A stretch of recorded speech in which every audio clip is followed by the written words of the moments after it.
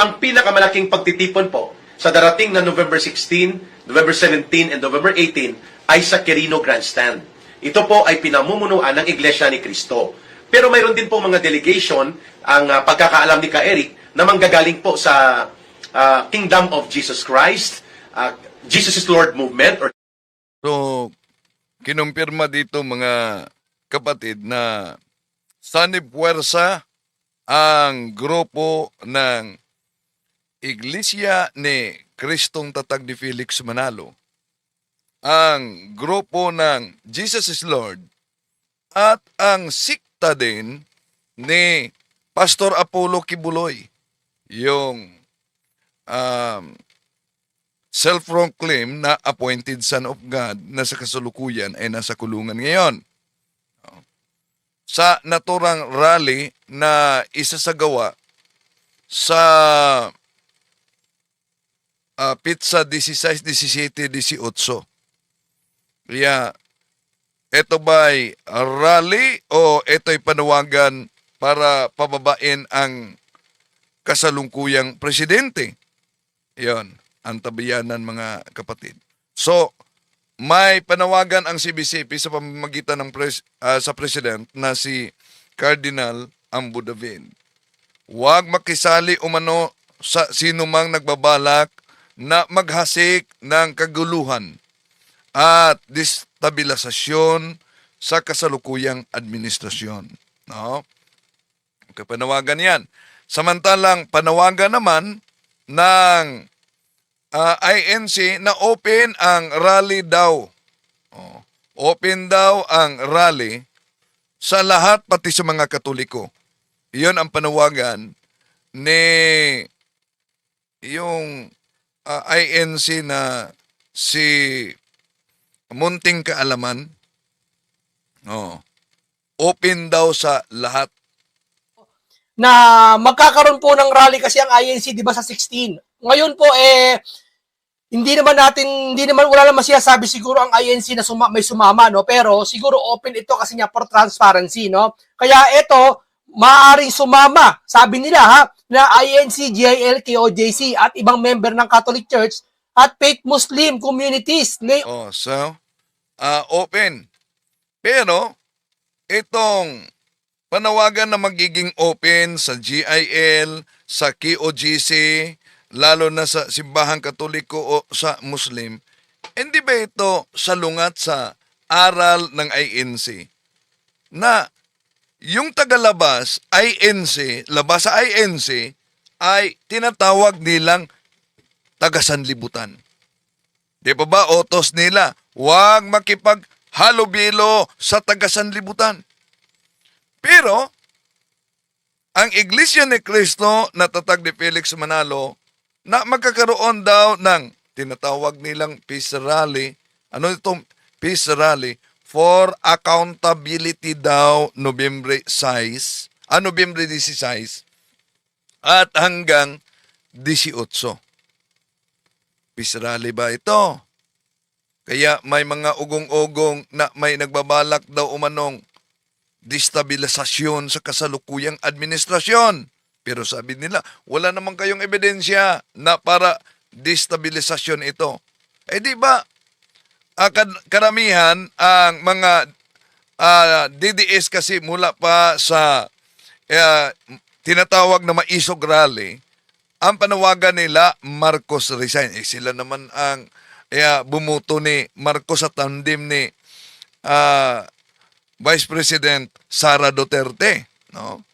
So, ngayon, magsanib puwersa na itong mga sikta na tatag ni Felix Manalo, ang Iglesia ni Cristo. Ang kay Kibuloy, ang self-appointed Son of God na self-proclaim ang Kingdom of Jesus Christ. At ang siktang tatag ni Eddie Villanueva, ang Jesus is Lord na sikta, no, na isang protestante. So dito makita natin na nangangailangan sila ng dagdag na mga kasama para kukuha ng bilang ng numero sa bawat siktang tatag ng GIL, INC at KOGC at nanawagan pa na open ito sa mga Katoliko daw. Oh. Kaya nga, kung open ito sa Katoliko, oh, di ba, ang doktrina nila, bawal makihalubilo sa taga-sanlibutan. At doktrina din sa INC, huwag niyong kalimutan, sino man ang nagtuturo na si Kristo ay Diyos, sa demonyo. Abay, una, ang GIL nagtuturo na si Kristo ay Diyos. Ibig sabihin, sa demonyo ang GIL. Pangalawa, si Kibuloy, nagtuturo na si Kristo ay Diyos. So sa demonyo, si Kibuloy. Ngayon, ang Katoliko na palaging binanata nila, nasa mga pandoktrina nila, kayo, may panawagan sila. Mga Katoliko, sasalin ba kayo? Comment kayo. Sasali ba kayo sa rally ngayong November 16, 17, 18? Okay. Comment, mga kapatid. No? So, open daw sa lahat yan. Na magkakaroon po ng rally kasi ang INC, di ba, sa 16. Ngayon po, hindi naman wala naman sinasabi siguro ang INC na may sumama, no? Pero siguro open ito kasi niya for transparency, no? Kaya ito, maaaring sumama, sabi nila ha, na INC, GIL, KOJC at ibang member ng Catholic Church at faith Muslim communities, lay organizations, mga retiradong sundalo. Yan ang panawagan nila para sa naturang rally, mga kapatid. So, ito'y pinangungunahan, sabi ni Eric, at aktibong-aktibo ito sa media ni Kibuloy. Pangungunahan to sa Iglesia ni Kristong Tatag ni Felix Manalo. Pero alam naman natin, mga kapatid, na ang INC, ito'y isang institusyon na naniniwala ang mga miyembro sa Iglesia ni Cristo na kung ano ang sasabihin ng nasa itaas nila. Halimbawa, sa kasalukuyang tagapangasiwang pangkalahatan nila ngayon na si Eduardo Manalo. Kung ano ang sasabihin ng nasa itaas nila, yon ang susundin, yon ang gagawin nila. Kaya, gaano man karami sa INC na dadalo sa rally, mga kapatid. No? Halimbawa, 2 milyon dadalo, pupunta sa naka-schedule na rally. Kung ang kanilang doktrina, anuman ang desisyon, pasya, ng nasa itaas, ay dapat sundin ng mga miyembro, abay, malinaw na ito'y buses ng Manalo lamang. Hindi ito sa loobin ng mga bawat Pilipino, kundi busis lamang ng Manalo at lalo na sa mga nasa mataas sa kanila. At tandaan natin, may napaulat na. Ano yung napaulat? Una, pero ngayon pong hapon, si BP Inday Sara Duterte po ay bumisita sa tanggapang pangkalahatan ng Iglesia ni Cristo. yon. Sa kanila mismong INC TV yon na si Vice President Sara Duterte, ayon sa balita ng INC TV, ay nagpunta sa opisina ng tagapangasiwang pangkalahatan, sino? Si Eduardo Manalo, di ba? Kaya ang tanong dito, mga kapatid, ano ba ang interes ni VP Sara Duterte sa INC, sa kanyang pagpunta? At ano ba ang interes din ng INC para kay VP Sara Duterte sa kanilang pakipagtagpo, di ba ba? So, ano po ba ang ginagawa? Alam nyo, kundi sundin ng mga miyembro ng INC ang panawagan, sama kayo. Ano po ba ang ginagawa ng Iglesia ni Kristong Tatag ni Felix Manalo sa mga hindi sumusunod sa taga-pamahala? Mga kapatid, natandaan nyo ba? Natandaan nyo ba ang isyu sa nanay mismo ni Mr. Eduardo Manalo at yung sa kapatid niya na si Angel Manalo? Di ba? Nanay mismo at kapatid mismo ng tagapangasiwang pangkalahatan ng INC ay nanawagan, kung naalala ninyo mga kapatid, nanawagan. Ha? Anong panawagan nila? Nanawagan dahil naiipit sila. Eto, balikan natin. Na YouTube video kung saan humihingi ng tulong sina Ka Angel at kanyang inang si Ka Tenny at nagsasabing nanganganib ang kanilang buhay. Sa panayam sa media, binigyan ni Ka Angel na maraming korupsyon na nangyayari sa iglesia. Yon. Galing sa kay Ka-Injil umanto, di ba? Very shocking mga kapatid. Galing mismo sa kapatid ng tagapangasiwa na nagpahayag na may korupsyon sa loob ng INC. Pero ang tanong, how about naman sa pagdating sa pag-endorso ng politiko tuwing eleksyon? Alam niyo ba anong balita dito? May isang dating ministro na tinitiwalag at may ibinulgar expose. Ipinakita ng sinuspinding ministro ng INC na si Roel Rosal ang pinirmahang sulat na ipinaabot sa kanya ng isang mayor sa Bulacan. Humingi ng paliwanag ang mayor kung bakit hindi siya ang inendorsong kandidato ng iglesia kasi siyang nakipagpulong sa district minister at nag-abot ng 210,000 pesos. Ilang beses siya nagbigay, pero sa bandang huli ay hindi siya nadala ng iglesia. Kaya sa aktibong pakipagkaugnayan sa politiko, sa mga politiko, nauna nang sinabi sa dating ministro na si Luel Manorca kaugnay dito. Yan ang current currency ni Eduardo Manalo para sa mga politicians at para sa kanilang mga vested interest. Root of corruption that has plagued the country for many, many years.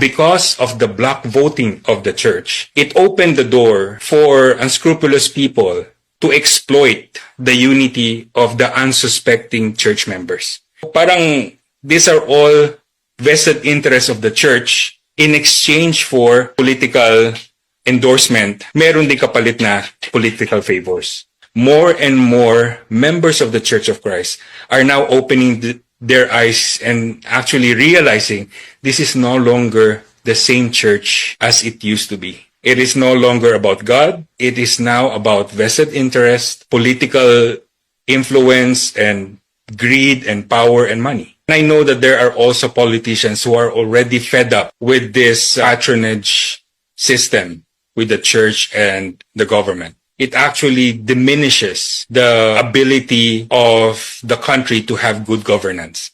I know that there are some people who wants change, who wants to expose the truth so that it will not be abused. This root of corruption that has plagued the country for many, many years.